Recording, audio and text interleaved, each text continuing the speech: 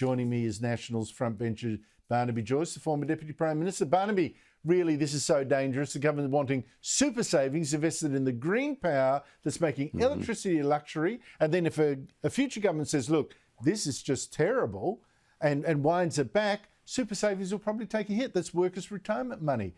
This is investment where we're going to lose either way. Well, you see the involvement of the university Trotskyist politics that now becomes the Labor Party policy. What they're saying is they're going to take your money that you went to work for, you stacked bricks for, you shore sheep for, you sat behind a bank teller and had to deal with customers every day and all the rubbish that they go on with. And they're going to take your money and they're going to put it into their projects. See, because they believe it is their money, not your money in your super fund. They believe it is their money.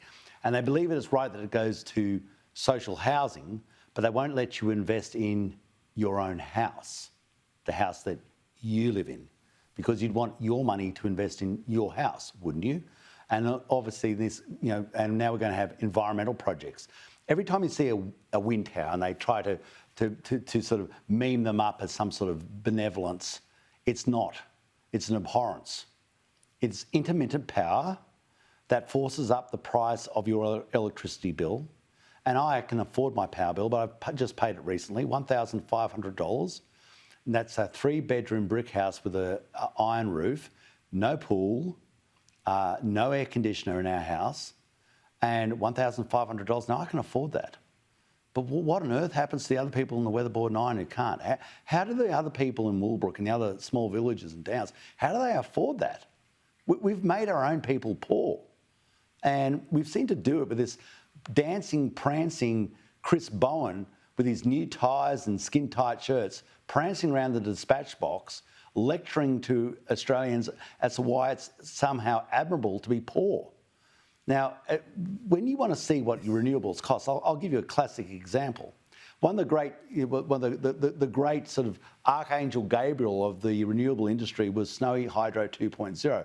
And yeah, I had a part of that at the start because they talked about how this was going to be the great Alexa. $2 to $4 billion they said it would cost. That was an awful lot of money, $2 to $4 billion. But anyway, to go along with the game, we played along. I had my serious misgivings about it.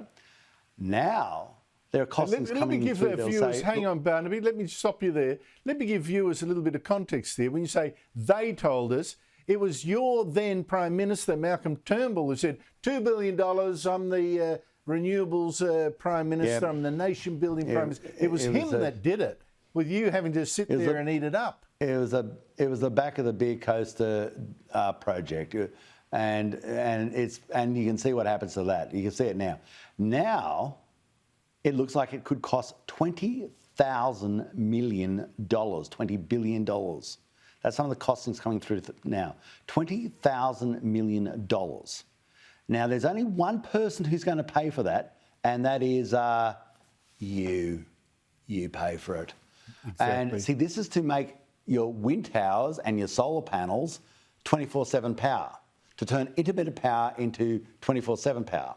Now, $20,000 million could have refurbished every coal-fired power station in Australia to a high-intensity, low-emission, that's boilers with over 750 PSI boilers, so really efficient coal-fired power stations, belting massive supplies of power onto our grid, forcing down the price of power. But instead, you've got a $20,000 million white elephant with a boring machine called Florence bogged somewhere in the Kosciuszko National Park. Now, bogged for months. Can't you see how ridiculous this is? It's just it's worse than ridiculous because it's actually a tragedy, Barnaby. They call this the Industrial Reconstruction Fund.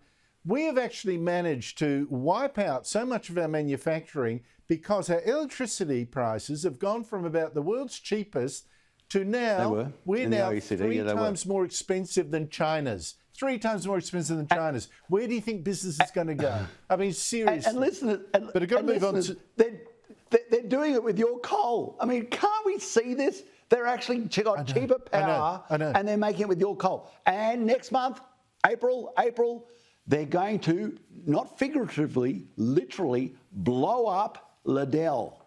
Liddell is 500 megawatt units, about 1,000, but it's about 1,200 megawatts at the moment. Waste. That is the same capacity as, you guessed right, Snowy Hydro 2.0. Barnaby, honestly, one day there'll be a textbook written about how stupid we were, Australia, land of lemmings or something, I don't know. Just quickly, I'm running out of time. I need to ask you about another decision that you were initially party to, and that was let's go for nuclear subs, preferably from America. Yep. You, Scott Morrison and the rest. Yes. This government, it's been reported now, Albanese is indeed going to do that. On Monday, is going to announce in the US that we're buying up to 5 Virginia-class nuclear subs from the United States under the AUKUS Pact. And then strangely, there's other reports saying, well, and then we'll probably buy different ones later from the British. I'm not quite sure how that's all going to work. Sounds horribly expensive doing it like that. Maybe there's no alternative. I don't know. We'll know on Monday. What do you make of all this? Well, it was, Scott Morrison, give credit where credit's due. Scott Morrison was the grand architect of AUKUS, and Scott Morrison and Peter Dutton did an incredible job to bring this idea on board. And the Australian people did an incredible job because they didn't even blink at the idea of us getting nuclear submarines. They didn't even blink because they thought it was, the only question I ever got asked is, why didn't you do this the first time? So we're getting nuclear submarines. That's a good, that is a good thing because we need to protect our nation. We need to give your children the same rights and liberties that you have. And we can only do that by being as strong as possible, as quickly as possible. And nuclear submarines are a small part of that process. Now, Virginia-class submarine seems like the logical one because all the ticks, you listeners, have already been worked out of them. You don't want to be the first person to try and just build a new car because you'll find lots of problems in how you build it. You want to buy a car that was built by someone else and they've had to deal with all the problems and fix them all up. But let's have a look down the track of what happens when we start designing nuclear submarines. We don't have a nuclear power industry in Australia, which is a damn shame. We should have. And we've got to understand that if we want to protect this nation, we have to really take a reality pill.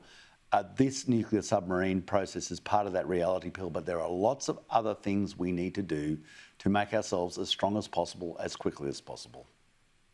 But Barnaby Joyce is a reality pill that comes with an eye-watering price between $100 and $200 billion. That is just amazing. Barnaby Joyce, thank you so much indeed for your time. Really appreciate it.